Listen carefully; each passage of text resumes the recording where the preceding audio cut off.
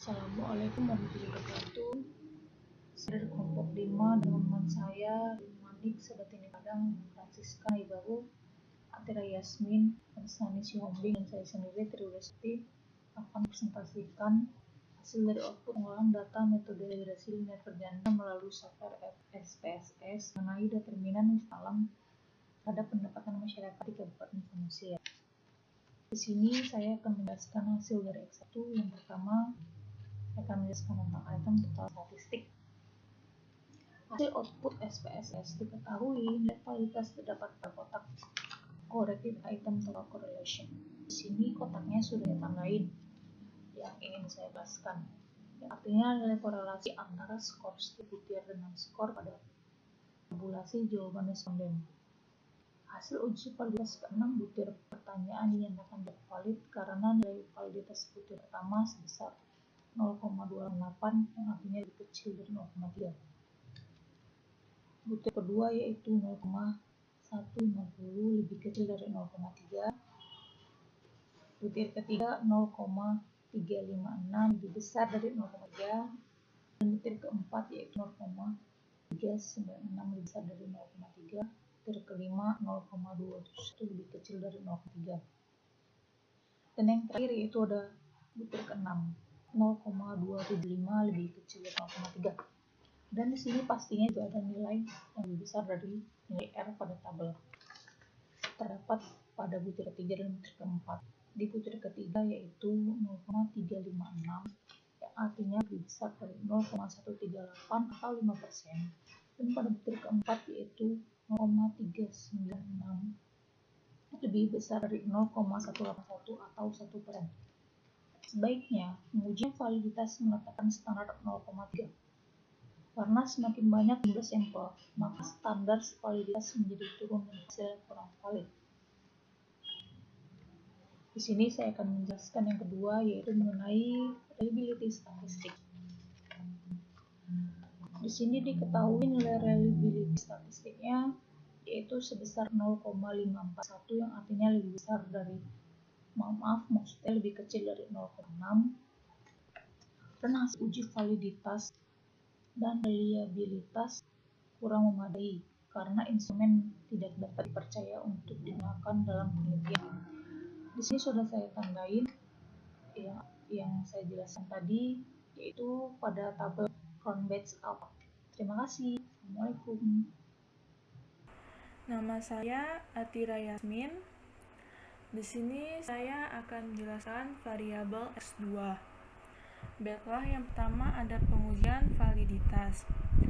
Hasil output SPSS diketahui nilai validitas terdapat pada kotak corrected item total correlation. Seperti yang sudah saya warnai di sini, ini adalah hasilnya. Yang artinya nilai korelasi antara skor setiap butir dengan skor total pertabulasi jawaban responden. Hasil uji validitas ke-6 butir pernyataan dinyatakan tidak valid karena nilai validitas kurang dari 0,3. Seperti yang bisa dilihat pada butir pertama, hasilnya 0,049 lebih kecil dari 0,3. Pada butir kedua, hasilnya 0,89 lebih kecil dari 0,3. Pada butir ketiga, hasilnya 0,221 lebih kecil dari 0,3. Pada butir keempat, hasilnya 0,118 lebih kecil dari 0,3. Butir kelima, hasilnya 0,130 lebih kecil dari 0,3. Dan pada butir keenam, hasilnya 0,286 lebih kecil dari 0,3. Dan juga ada 3 butir yang hasilnya lebih besar dari nilai R tabel, yaitu pada butir kedua, ketiga, dan keenam. Nilai R tabel pada N200 sebesar 0,181 atau 1% dan 0,138 atau 5%. Pada butir kedua hasilnya 0,289 lebih besar dari 0,181 atau 1% dan 0,138 atau 5%. Dan pada butir ketiga yaitu nilai validitasnya 0,221 atau lebih besar dari 0,181 atau 1% dan 0,138 atau 5%. Dan pada butir 6 hasilnya nilai validitasnya 0,286 lebih besar dari 0,181 atau 1% dan 0,138 atau 5%. Sebaiknya pengujian validitas menetapkan standar 0,3 karena semakin banyak jumlah sampel maka standar validitas menjadi turun dan hasilnya kurang valid. Dan selanjutnya ada pengujian reliabilitas. Seperti yang sudah saya warnai ini adalah hasil dari uji reliabilitas. Hasil output SPSS diketahui nilai reliabilitas sebesar 0,384 atau lebih kecil dari 0,6. Hasil uji validitas dan reliabilitas kurang memadai, maka instrumen belum dapat dipercaya untuk digunakan dalam penelitian. Sekian penjelasan dari saya dan terima kasih. Nama saya Amsani Syahombi, saya dari kelompok 5. Di sini saya akan menjelaskan variabel X3. Yang pertama yaitu pengujian validitas. Seperti yang sudah kita ketahui, nilai dari pengujian validitas terdapat pada kolom correlative item total correlation atau pada kolom yang sudah saya tandai. Pengujian validitas pada variabel X3 sudah dinyatakan valid karena pada butir pertama yaitu 0,359 lebih besar daripada 0,3, butir kedua 0,394 lebih besar daripada 0,3, butir ketiga 0,264 lebih kecil daripada 0,3, butir keempat 0,359 lebih besar daripada 0,3, butir kelima 0,428 lebih besar daripada 0,3, dan butir ke-6 0,372 lebih besar daripada 0,3. Di sini juga dapat kita lihat pada butir pertama sampai dengan butir ke-6 menunjukkan hasil lebih besar daripada nilai R tabel, yaitu lebih besar daripada 0,138 dan 0,181. Yang kedua yaitu pengujian reliabilitas. Pada pengujian reliabilitas ini juga sudah dinyatakan valid karena hasil output SPSS nilai dari pengujian reliabilitas yaitu 0,629 lebih besar daripada 0,6. Dan pengujian validitas dan pengujian reliabilitas pada variabel X3 ini sudah memadai dan instrumen dapat dipercaya untuk digunakan dalam penelitian.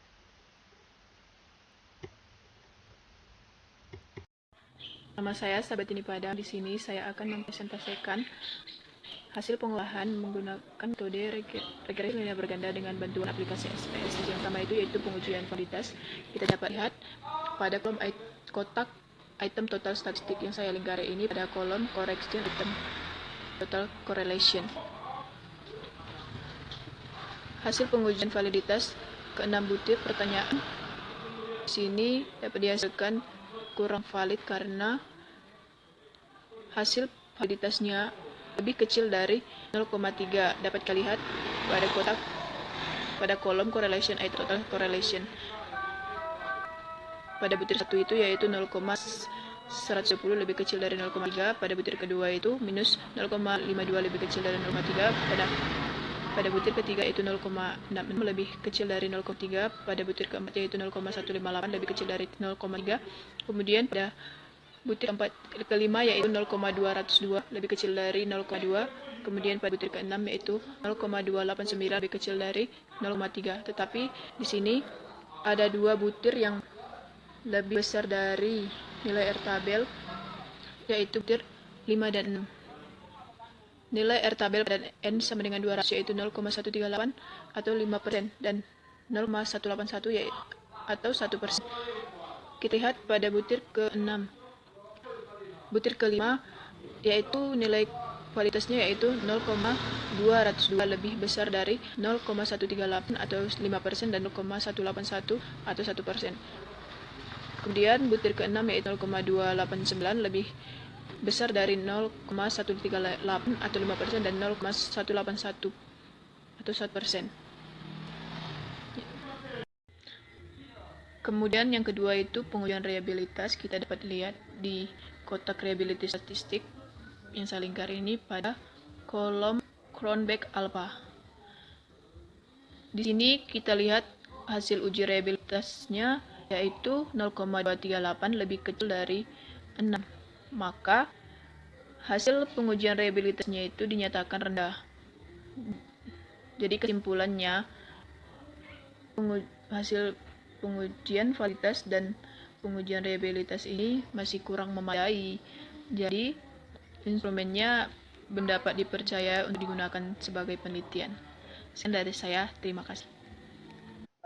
Perkenalkan, saya Francisca Nebaho. Saya akan mencoba menjelaskan atau mempresentasikan hasil dari pengembangan kami kelompok 5. Jadi saya akan mempresentasikan yaitu variabel Y2. Berikut ini data yang sudah diolah dari Y2 dari 5 variabel, di mana hasil dari uji validitas butir 1 sampai 6 dinyatakan tidak valid karena bisa dilihat di sini validitas butir 1 sebesar 0,052 lebih kecil dari 0,3 dan pastinya akan lebih kecil dari nilai R tabel pada M200 sebesar 0,181 dan 0,135. Nah, dari hasil output SPSS diketahui nilai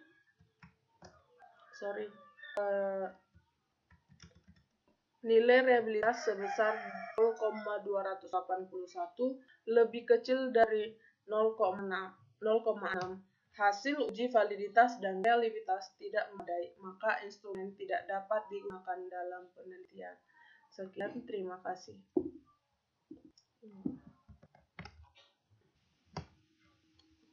Baiklah, di sini saya akan melanjutkan untuk menginterpretasikan hasil output SPSS yang sudah kami olah yang disertai dengan tangkal konsepnya. Di mana yang pertama adalah variabel-variabel yang mempengaruhi satu. Perkenalkan, nama saya Reden Mahid. Di sini dapat kita lihat rangka konsepnya yang mempengaruhi Y1 dan Y2.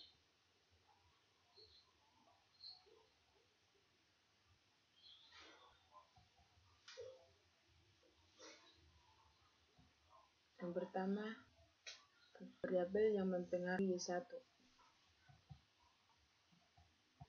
Correlation. Hasil correlation terlihat hubungan yang rendah sosial capital terhadap kunjungan wisatawan, di mana nilai korelasinya sebesar 0,184 dan pada nilai sig sebesar 0,05. Kemudian, jumlah objek wisata berada pada tingkat keeratan sedang, namun signifikan karena nilai variabel jumlah objek wisata sebesar 0,00 lebih kecil dari 0,05. Di sini yang sudah diberi tanda dapat kita lihat. Yang kedua adalah model summary. Hasil nilai R sebesar 0,313 sebagai nilai korelasi berganda, artinya sosial kapital dan jumlah objek wisata memiliki keeratan hubungan dengan kunjungan wisatawan. Nilai adjust R-square sebesar 0,089 atau 8,9%, artinya kunjungan wisatawan mampu dijelaskan sebesar 8,9% oleh sosial kapital dan jumlah objek wisata, dan sisanya 91,1% dipengaruhi oleh variabel yang tidak diteliti. Yang berikutnya adalah uji ANOVA. Hasil uji ANOVA dengan analisis F atau Fisher diketahui nilai F hitung sebesar 10,718 lebih besar dari F tabel sebesar 2,46. Sehingga HA diterima dan HO ditolak, artinya sosial kapital dan jumlah objek wisata bersama-sama signifikan mempengaruhi kunjungan wisatawan. Yang sudah diberi tanda bisa kita lihat. Yang berikutnya adalah koefisien, di mana Y sama dengan 17,818 ditambah 0,072 ditambah 0,190 ditambah Y. Di mana interpretasinya adalah jika segala sesuatu pada variabel-variabel independen dianggap konstan, maka nilai kunjungan wisatawan sebesar 17,818. Yang kedua, jika sosial kapital ditingkatkan sebesar 1%, maka kunjungan wisatawan akan meningkat sebesar 0,072. Yang ketiga adalah jika jumlah objek wisata ditingkatkan sebesar 1%, maka kunjungan wisatawan akan meningkat sebesar 0,196. Di sini ini adalah hasil Y tambah X2 tambah X3. Yang berikutnya adalah hasil uji T secara parsial. Nilai terhitung sosial kapital sebesar 1,169 lebih kecil dari 1,98 dengan nilai sebesar 0,244 lebih besar dari 0,05 sehingga HA ditolak dan HO diterima. Artinya sosial kapital tidak signifikan mempengaruhi kunjungan wisatawan. Yang kedua adalah nilai terhitung, di mana nilai terhitung jumlah objek wisata sebesar 3,747 ditambah lebih besar dari 1,98 dengan nilai sebesar 0,00 lebih besar dari 0,05 sehingga HA diterima dan HO ditolak. Artinya jumlah objek wisata signifikan mempengaruhi kunjungan wisatawan. Dan yang selanjutnya yang dijelaskan adalah uji asumsi klasik dengan gambar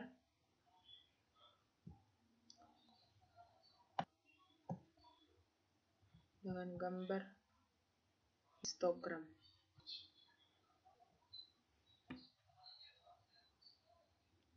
Uji normalitas data diketahui data telah berdistribusi normal di mana gambar histogram memiliki kecembungan seimbang di tengah dan gambar pp-plot terlihat titik-titik berada pada garis diagonal.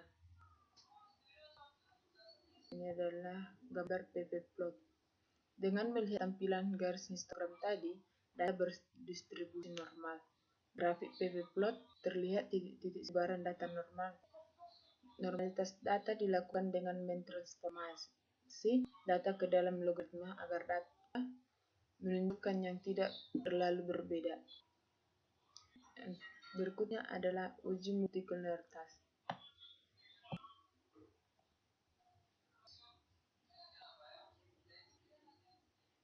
Ini adalah tabel uji multikulturalitas yang dimana diketahui nilai VIF dan nilai toleransi.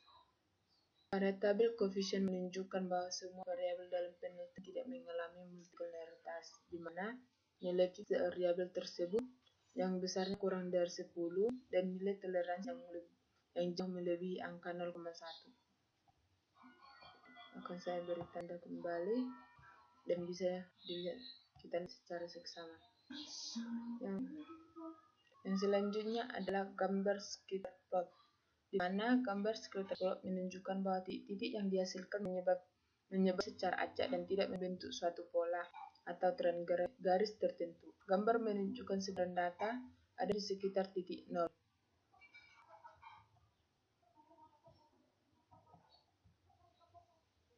Ini adalah gambar dari scatter plot, di mana titik-titiknya bisa kita lihat di atas angka 0 atau di sekitar angka 0.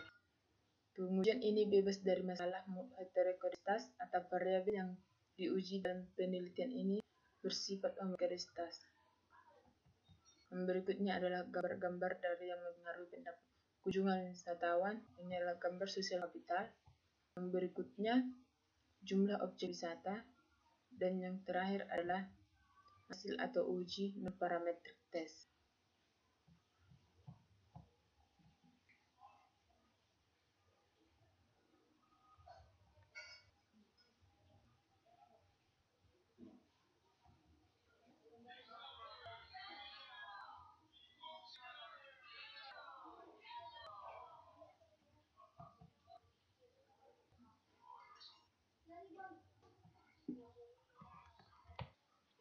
Di sini saya akan menginterpretasikan variabel yang mempengaruhi Y2.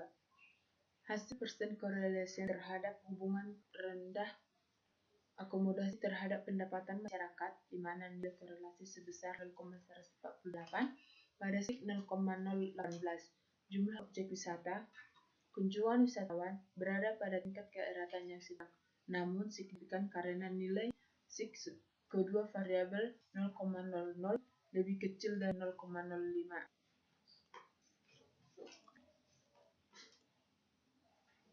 Ini yang sudah saya jelaskan. Yang selanjutnya akan model summary. Hasil nilai R sebesar 0,689 nilai sebagai nilai korelasi berganda, artinya akomodasi, jumlah objek wisata, dan kunjungan wisatawan memiliki keeratan hubungan dengan pendapatan masyarakat. Nilai adjust R² sebesar 0,467 atau 46,7%. Artinya, pendapatan masyarakat mampu dijelaskan sebesar 46,7% oleh akomodasi, jumlah objek wisata, dan kunjungan wisata, dan sisanya 23,3% dipengaruhi oleh variabel yang tidak diteliti. Selanjutnya adalah uji ANOVA. Uji ANOVA dengan analisis F atau Fisher, diketahui nilai F hitung sebesar 59,032 lebih besar dari FHB sebesar 2,46, sehingga HA diterima dan HO ditolak. Artinya, akomodasi, kunjungan wisatawan, jumlah objek wisata secara bersama-sama signifikan mempengaruhi pendapatan masyarakat. Berikutnya adalah koefisien, di mana hasil output SPSS Y sama dengan 11,212 ditambah 0,035 ditambah 0,478 ditambah 0,40 ditambah E, di mana E yang kita ketahui adalah error term. Yang pertama yang akan saya jelaskan adalah 11,212. Segala sesuatu pada variabel independen dianggap konstan, maka nilai pendapatan masyarakat sebesar 11,212. Jika akomodasi ditingkatkan terus sebesar 1%, maka pendapatan masyarakat akan meningkat sebesar 0,035. Berikutnya adalah jumlah objek wisata, di mana jika ditingkatkan sebesar 1%, maka pendapatan masyarakat akan meningkat sebesar 0,478. Dan begitu juga dengan kunjungan wisatawan, jika ditingkatkan sebanyak atau sebesar 1%, maka pendapatan masyarakat akan meningkat sebesar 0,40. Yang berikutnya adalah uji secara parsial. Nilai T hitung akomodasi sebesar 0,963 lebih kecil dari 1,98 dengan nilai sig 0,337 lebih besar dari 0,05, sehingga HA ditolak dan HO diterima. Artinya, akomodasi tidak signifikan mempengaruhi pendapatan masyarakat. Yang kedua adalah jumlah objek wisata, di mana nilai T sebesar 12,236 lebih besar dari 1,98 dengan nilai sig sebesar 0,00 lebih kecil dari 0,05, yang artinya HA diterima dan HO ditolak, di mana jumlah objek wisata signifikan mempengaruhi pendapatan masyarakat. Yang ketiga adalah kunjungan wisatawan.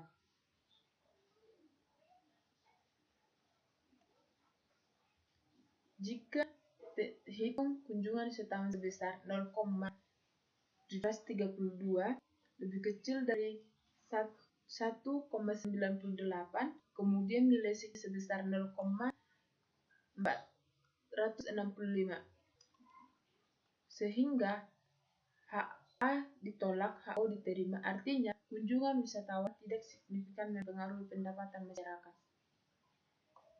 Berikutnya adalah uji asumsi klasik. Uji normalitas data, diketahui data telah berdistribusi normal, di mana gambar histogram memiliki kecembungan seimbang di tengah dan di pada gambar PP plot. Ini adalah gambar PP plotnya. Terlihat titik-titik berada pada garis diagonal. Dengan melihat tampilan graf histogram, data berdistribusi normal. Grafik PP plot terlihat titik-titik sebaran data normal. Normalitas data dilakukan dengan mentransformasi data ke dalam logaritma agar data menunjukkan yang tidak terlalu berbeda. Dan selanjutnya akan saya jelaskan adalah uji multikularitas, di mana uji multikularitas ini diambil dari koefisien yang sudah diolah.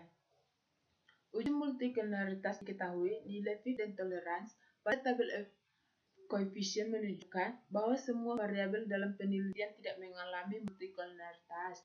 Ditunjukkan oleh nilai fit variabel tersebut yang besarnya kurang dari 10 dan nilai toleransi jauh melebihi angka 0,1. Ini adalah nilai toleransi dan fit. Selanjutnya adalah script plot. Gambar script plot menunjukkan bahwa titik-titik yang dihasilkan menyebar secara acak dan tidak membentuk suatu pola atau tren garis tertentu. Gambar menunjukkan seberapa sebaran data ada di sekitar titik 0. Bisa kita lihat, pengujian ini bebas dari masalah heterogeneisitas atau variabel yang diuji dalam penelitian ini bersifat homogeneitas. Ini adalah dependent variabel pendapatan masyarakat. Yang variabel X adalah akomodasi. Yang berikutnya jumlah objek wisata, kunjungan wisatawan, dan ini merupakan uji non-parametric text. Demikian hasil interpretasi variabel determinan wisatawan terhadap pendapatan masyarakat yang dapat kami jelaskan. Sekian dan terima kasih.